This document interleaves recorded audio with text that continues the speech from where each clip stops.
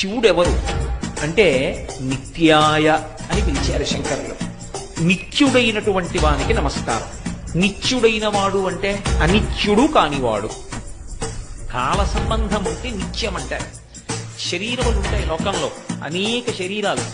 ఆ శరీరాలు ఎప్పుడూ ఉన్నాయా అని అడిగారు అనుకోండి, అవి ఎప్పుడూ ఉన్న శరీరాలు కావు.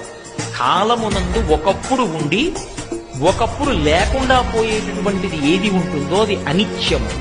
అనిత్యమైనటువంటి వస్తువు అన్ని వేళలా ఉంటుంది అని చెప్పడం సంభవం కాదు. ఈ లోకంలో ఒక లక్షణం ఉంటుంది, ఎవరైనా సరే కొంతకాలమే ఉంటారు. ఇది ఎక్కడి నుంచి ఎక్కడి వరకు ఉంటుందంటే దేవతల దగ్గర నుంచి కూడా ఉంటుంది. అందుకే దేవతలకి త్రిదశులు అని పేరు. అంటే వాళ్ళు పుట్టినప్పుడు 25 ఏళ్ల వయస్సుతో పుడతారు. వాళ్ళు ఉన్నంతకాలం 25 ఏళ్ల వయస్సుతోటే ఉంటారు. వాళ్ళ శరీరం పడిపోయినప్పుడు 25 ఏళ్ల వయస్సు ఉండగానే పడిపోతారు.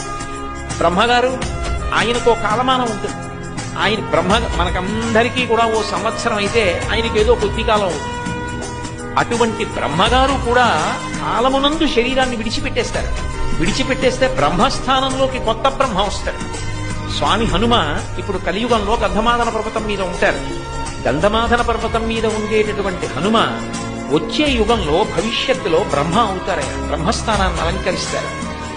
విష్ణువు కూడా శివుని యందు ఐక్యమైపోతారు మహాప్రలయమున. మర్త్యలోకం అంటే ఇప్పుడు మనమందరం ఉన్నటువంటి లోకం. ఈ లోకంలో ఎవడైనా పుట్టాడు అంటే ఉన్నాడు అంటే వాడు వెళ్ళిపోవడం తథ్యం, వాడు ఉండడం. ఇక వెలుగి ఇవ్వగలిగినటువంటి సూర్యచంద్రులు కూడా ఆగిపోతారు. ఈ కటిక చీకటి కావల ఒక్కడే వెలుగుతూ ఉంటాడు. ఆ వెలుగుతూ ఉండిపోయే తత్వానికి పరమశివుడని పేరు.